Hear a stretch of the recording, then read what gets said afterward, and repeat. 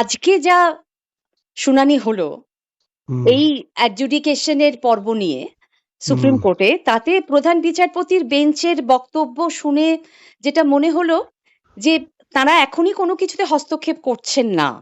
তারা চাইছেন যে ভোটার লিস্টটা পূর্ণাঙ্গ পাবলিশ হোক, এবং সেটাও আমাদের যে দাবি ছিল বিফোর ফাইলিং নমিনেশন, সেটাই বললেন হ্যাঁ সেটা দেখছি, এবং পলিটিক্যাল পার্টির যারা নমিনি, যাদের নাম অ্যাডজুডিকেশন আছে, তাদেরটা তাড়াতাড়ি শেষ করতে হবে, আর যারা ইন্ডিভিজুয়াল করছেন তাদেরটাও ওরা বিচার করবেন, এই বললেন। যে কোনো বিষয় নিয়েই তারা বলছেন যে কলকাতা হাইকোর্টের প্রধান বিচারপতির কাছে হুম, যেতে, হুম, হুম। মানে যেহেতু পুরো বিষয়টা তারা কলকাতা দেখছেন। হাইকোর্টের প্রধান বিচারপতির হাতেই ন্যস্ত করেছেন, হুম, সেই কারণেই কি? হুম, হুম, কিন্তু এই যে যারা অ্যাডজুডিকেটেড হলেন, একটা হুম, তালিকা বেরোলো, সাপ্লিমেন্টারি তালিকা রাত্রির 12টা নাগাদ যেটা বেরোলো, হুম। খুব স্পষ্ট নয় যে কত সংখ্যায় মানুষ বাদ পড়েছেন। না, যত যে লিস্টটা বেরিয়েছে সেটা যা পেন্ডিং ছিল তার থেকে বাদ দিলেই বোঝা যাবে। সেটা তো সবকিছু দেখা যাচ্ছে না। ডাউনলোড করার পর বলছে যে 23 তারিখ, মানে 23শে মার্চ বিকেল 5টা পর্যন্ত অ্যাডজুডিকেশন হয়নি। এরকম লেখা দেখা যাচ্ছে সেটা ডাউনলোড দেখছে করার পর। পলিটিক্যাল পার্টিরা দেখবে, তা নিয়ে তো কেউ অভিযোগ করলো না সেরকম। তো তাহলে বিষয়টা কি দাঁড়ালো শেষ পর্যন্ত? বিষয়টা তাহলেও ভোটার লিস্ট পূর্ণাঙ্গ পাবলিশ করতে হবে, তারপরেই নির্বাচন হবে, এবং সেটা যাতে দ্রুত করা যায় সেই জন্য ইলেকশন কমিশনকে বলেছেন কলকাতা হাইকোর্টের বিচারপতিকে সমস্ত রকম সাহায্য করতে, যাতে দ্রুত সম্পন্ন হয়। দরকার হলে আরো বহু লোকের সাহায্য নেওয়া, যেমন জুডিশিয়াল একাডেমি ইত্যাদি। এই জুডিশিয়াল একাডেমিতে তারা চাইছেন যে ট্রাইব্যুনালের যে শুনানি সেটা যাতে হয়। সবটাই গোটা পদ্ধতির সঙ্গে যুক্ত। জুডিশিয়াল একাডেমি ট্রাইব্যুনাল শুনবে, ট্রাইব্যুনাল যেহেতু বিচারপতির নাম বলে দেওয়া হয়েছে কারা শুনবে, হ্যাঁ, মানে মানে জেলায় যদি জেলায় যে লজিস্টিক্যাল যাওয়া, সাপোর্ট। হুম, হুম। মানে জেলায় যাওয়া, এই পুরো হুম। ব্যাপারটাতে যেহেতু সেটা সময় সাপেক্ষ এবং তাতে কিছু লজিস্টিক সমস্যা দেখা দিতে পারে, সেই কারণেই কি? সেটাই, হ্যাঁ, সেই কারণে মনে হলো যে বলা হলো যে নির্বাচন কমিশনকে তোমার দায়িত্ব, তুমি ব্যবস্থা করো। Everything is online, Millets. Millet, there are two ways to look at it, Millets. Either it could be accommodated to one place, as my lords have suggested, such as Judicial Academy, or else Millets will provide all wherewithal with systems and supporting staff. They can as well work from where they are instead of they're traveling and coming all together at one place. You work out with the Honorable Chief Justice of the Calcutta High Court. So be it. কিন্তু প্রথম পর্বের যে 23শে এপ্রিলের যে প্রথম পর্বের নির্বাচন, first ফেজের, তার তো মনোনয়ন জমা দেবার সময়সীমা শেষ হয়ে যাচ্ছে 6 এপ্রিল। তার তার আগেই শেষ করতে হবে, পরিষ্কার বলে দিয়েছে যে ফার্স্ট ফেজ ইলেকশনের ব্যাপারটা আগে শেষ করো, হুম, হুম। যাতে তাতে তাড়াতাড়ি হবে, সব একসঙ্গে না করে বিভিন্ন রকম পরামর্শ দিয়েছেন। মূলত যেটা বললো, দেখবেন যখন আমি ওভাবে বলছিলাম, বলছে হ্যাঁ আমরা চাই না কোনো ভোটার সে নির্বাচনী প্রক্রিয়া থেকে বঞ্চিত হোক। একটা কথা বারবার বলছিলেন প্রধান বিচারপতি সূর্যকান্ত, যে আর কোন স্টেটে এই সেটা ধরনের উনি সমস্যা একবার হয়নি। যে হয়নি, সেটা আমি বললাম লজিক্যাল ডিসক্রিপেন্সি তত্ত্ব আছে তাই।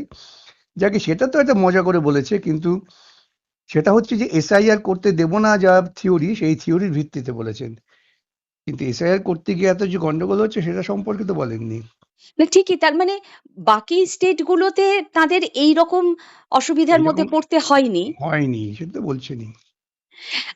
আর নির্বাচন কমিশন কি ধরনের সমস্যা ফেস করছেন সেটা তো একটা সিল করা খামে তারা জমা দিলেন। রিপোর্ট দিয়েছেন, সমস্যা না কতটা এগিয়েছে কি হয়েছে, রিপোর্ট জমা দিলেন, কোর্ট সেটা দেখে পরামর্শ যদি দেওয়ার হয় দেবে। তাহলে প্রথম পর্বের নির্বাচনের যথেষ্ট আগেই পূর্ণাঙ্গ তালিকা বেরোবে মনে হয়। ওই কনস্টিটুয়েন্সি গুলোর। হ্যাঁ, মানে প্রথমে যে হুম, হুম, 152টার নির্বাচন হবে সেইগুলোর হুম, তালিকা হুম। বেরিয়ে যাবে। সেটাই সুপ্রিম কোর্টের আশা। তো এর পরের তো হুম, 1 এপ্রিল শুনানি হবে। তো হুম, এর মধ্যে তাহলে আজকে যে মূল মামলাকারী মোস্তারি বানুর পক্ষে আপনারা হাজির ছিলেন, হুম। সেই আবেদনের ভিত্তিটা কি ছিল সেটার? মোস্তারি বানু এবং নৌশাদ, হুম, হুম। এই দুজনের হয়ে আমি ছিলাম। আমাদের প্রথম বক্তব্য ছিল এসআইআরটা বাতিল করো, তো সেটা তো সুপ্রিম কোর্ট আগেই বলেছে না, এসআইআর বাতিল হবে না। তারপরে এই যে পদ্ধতিগত বিষয়টা নিয়ে যে সমস্ত সমস্যা হচ্ছে, সেগুলো সমস্যা সমাধানের জন্য যে নির্ণয় করা যায়, সেটাই বললেন সুপ্রিম কোর্ট। তাহলে যাদের নাম বাদ পড়বে তাদেরকে তো এখন আবার ট্রাইব্যুনালে যেতে হবে। হ্যাঁ, সেই ট্রাইব্যুনাল তৈরি হয়ে গেছে, বিচারপতিরা বিচার করবেন। মানে এটা বিভিন্ন আহ, জেলা থেকে তারা অনলাইনও করতে পারেন আবেদন। সব রকম ভাবে করতে পারেন, আবেদন করার পদ্ধতি আছে, আবেদন করবেন, আবেদন করলে সেটাকে শেষ করতে হবে যাতে তারা নমিনেশন দাখিল করতে পারেন এই ব্যবস্থার জন্য। তাহলে মোট কতজন ভোটার এবারে? সে সংখ্যাটা যখন বেরোবে তখন বোঝা যাবে, এখন তো বোঝা যাচ্ছে না। না, এখনো পর্যন্ত তো পরিষ্কার হলো না যে যেটা কতজন বললেন যে ভোটার আমরা ভোট যেটা দেবেন। দেখবেন বলছেন 60 লক্ষ লোকেরই যাতে নাম থাকে, যাদের নির্দিষ্টভাবে কোন রকম তথ্যহীনতা থাকবে না, সেটা সুপ্রিম কোর্ট এনশিওর করবে।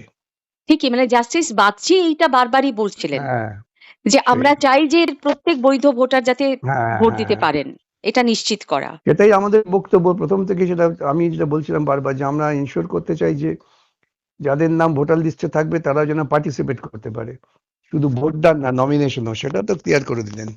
হ্যাঁ, ক্লিয়ার করলেন, কিন্তু একটা জিনিস পরিষ্কার হলো না যে ইন্ডিভিজুয়ালি যারা এটা 1 এপ্রিল হবে।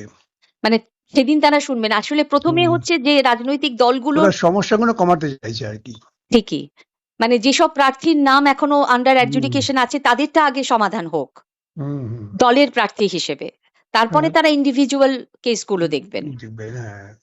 তাহলে এই জটিলতা, এই এই সবকিছু সামলে শেষ পর্যন্ত সবাই ভোটটা ভোট দিতে শান্তিপূর্ণ হোক, পারবেন। সেটাই তো, যে যাদের নাম ভোট লিস্ট থেকে বাদ যাবে, মৃত এবং যারা নেই, এছাড়া সকলকে নাম লিস্টে রাখতে হবে ভোট সম্পূর্ণ করার আগে। আর যারা ধরুন এটা নিয়ে এখনো যথেষ্ট আতঙ্কে আছেন, আতঙ্কে তো মানুষ আছেনই সবসময়ই, তো তারা এইটুকু নিশ্চিত হতে পারেন যে এখন তো নির্ধারণ করছেন বিচারকরা, সুতরাং এটা খেয়াল খুশি ভাবটা কম থাকবে। আশা করা যায়, কিন্তু কতজন যে বাদ পড়লেন সেটা এখনো সেটা আমরা তো সেই জানি না। সংখ্যাটা চূড়ান্ত পাবলিশ না হলে তো বোঝা যাবে না। সেই ফলে এতজনের আবার আবেদন শুনে তারপর তাদের সেই করতে হবে, ভোটাধিকার। সেই করতে পারবেন বলেই তো আশা করছে সুপ্রিম কোর্ট, দেখা যাক। যদি ঠিক না আছে, করতে পারে ভোট হবে না, আগে ইঙ্গিত পরিষ্কার আছে সেখানে, যে আমরা কোথায় চাই সবার নামে থাকুক। না হবে না এই কথাটা কিভাবে বলছেন? যদি ভোটার লিস্ট তৈরি করতে না পারে ভোট হবে কি করে? না, সেটা ওরা তো যে ভোটার সুপ্রিম লিস্ট, কোর্ট বলছে পরিষ্কার যে ভোটার লিস্ট সম্পূর্ণ করেই ভোট হবে। কিন্তু কোনো সময়সীমা তো আর দিলেন না, যেটা আরে সময়সীমা তো ইতিমধ্যে বলেই দিলেন যে নমিনেশন ফাইলিং আগে পর্যন্ত করতে হবে। ঠিকই, মানে তার মানে সেইটার মধ্যে ভোটার লিস্ট বের করতেই হবে। হ্যাঁ, যদি না করতে পারেন তখন ভোট হবে কিনা সেটার তখন একটা প্রশ্ন বিবেচনা হবে। উঠবে। হুম, হুম।